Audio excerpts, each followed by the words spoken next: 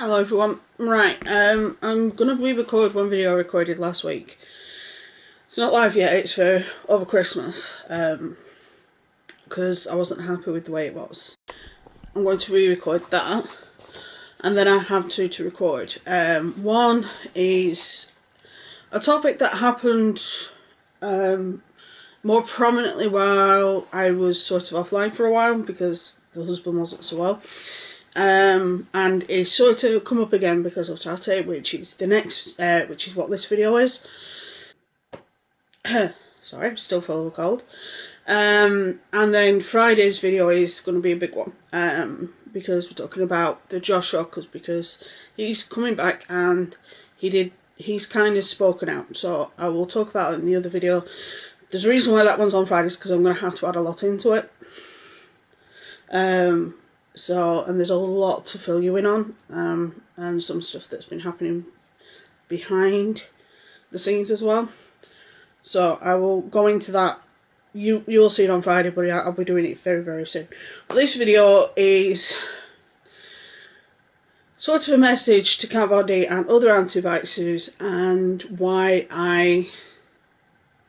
if I were to have children, which I can't, but if I was, I would vaccinate them. And I actually have two personal stories with regards to this.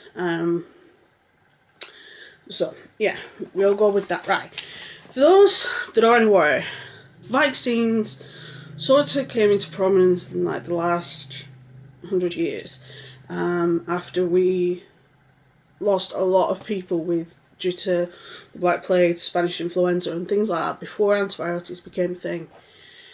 And you had scientists, even 100 years ago, trying to find a way to prevent people from dying due to conditions like polio, tuberculosis, smallpox, measles, etc., whooping cough,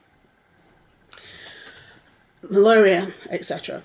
So eventually they discovered the fact that what caused the outbreaks, which are essentially very, very, very, very small organisms called microorganisms that are viruses. And what they do is they enter the body in one of multiple different ways, and then they attack the body as like a parasite. They are the parasite and the body's the host, and they attack the body until the body then infects others and dies.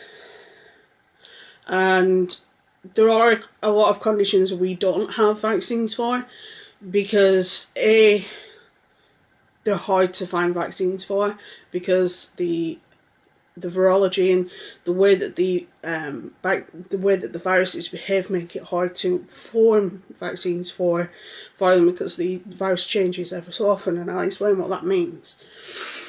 So over the last probably say 20 years, there has been this increase of people not vaccinating their children, because there's this huge misconception that vaccines cause autism. Now, I'll get onto the fact that that is complete bullshit in a minute, but I'll actually tell you what a vaccine is, because I have the definition, and then I have a definition of the word in the definition to make it easier.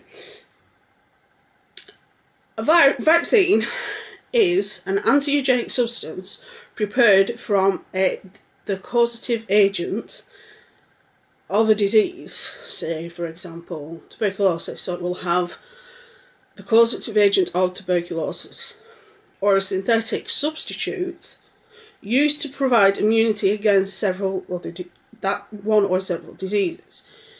Every year, because I have a shitty immune system, and because I have asthma, I have a flu jab, and I have it every year to prevent me from getting the flu and it killing me, because I don't have a strong immune system, and B, I have asthma, so asthma and the flu don't really mix that well. So I get a vaccine every year to prevent me from becoming seriously ill. Now, anti-eugenic, the little word, an anti-eugenic substance, the anti-eugenic refers to the proteins that on the infectious agents of the virus that aid in avoiding the immune system when it enters the body. So what they do is basically they inject you or give you a small amount of a virus or something similar to a virus, so that it will program your body to have an immunological response if you ever become exposed to that virus. Now, when you don't vaccinate your kids, you think, oh, they're going to be fine. What happens is, when you don't vaccinate your kid, and they get something like measles that nowadays people are immune or vaccinated against. When you get, your child then gets measles, what happens is, and this is one of the reasons why some viruses are harder to get vaccines for, is when a vaccine enters a host, I think it's every so many generations it changes.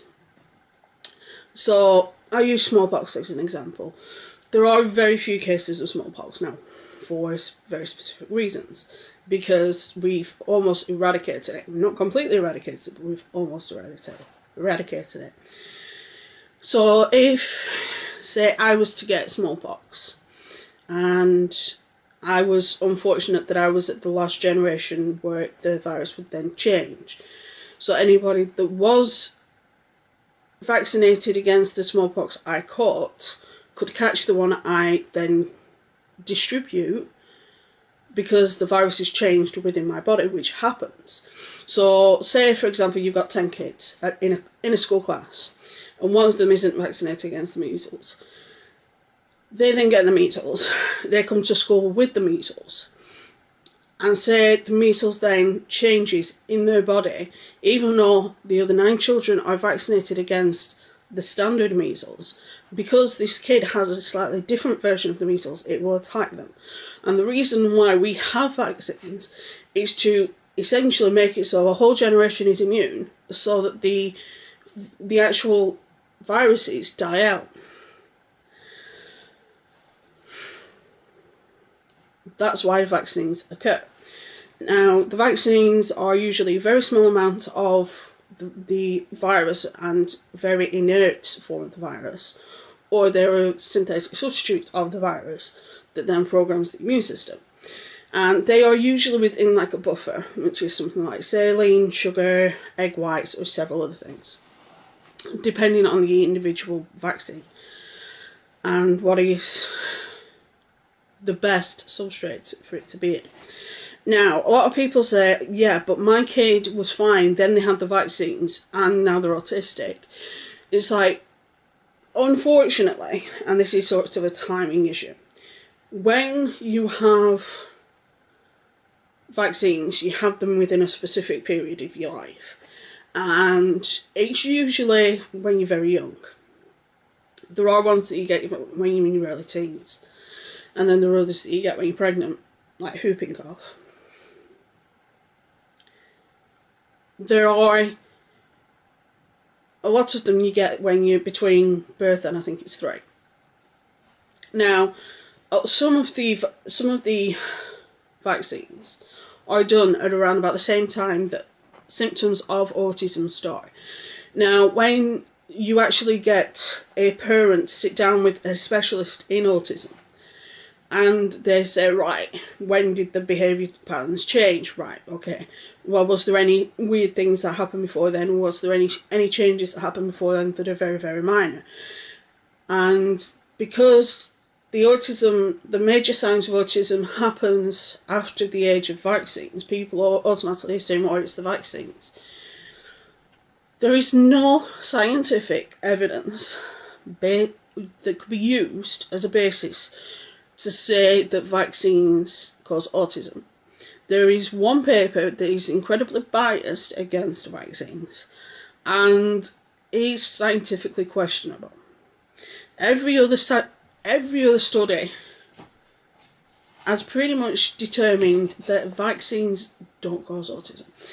This is propagated by famous people who have this idea that vaccines cause autism.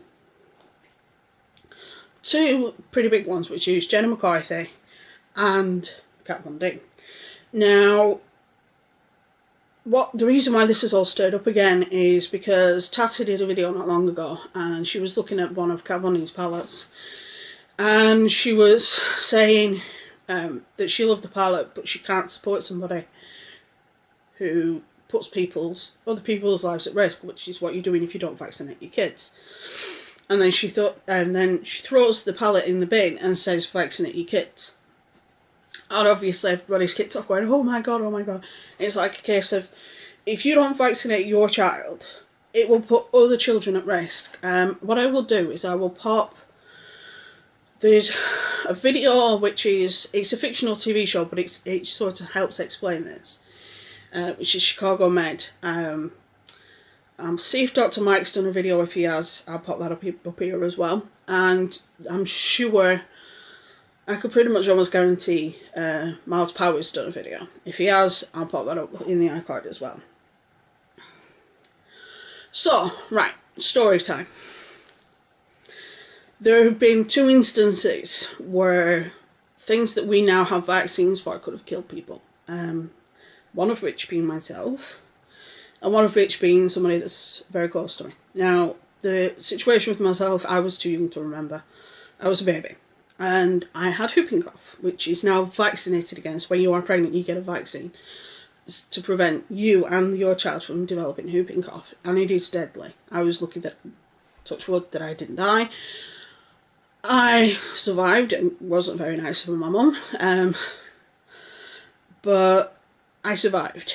But I think a lot of that was the fact that my mum was literally by my side the whole time, and the fact that she was very, very proactive in my care. Now, we have a close family member who, because she lived on a farm where they kept cattle, and she would drink milk that had just been taken from the cow before it was pasteurised, and she caught bovine TB, and it almost killed her. I think this is before the TB vaccine came about, and even she realises that she was lucky that she didn't die, because so many people did die of TB when it was a huge thing. Nowadays you are vaccinated against it. I had mine done when I was a teenager.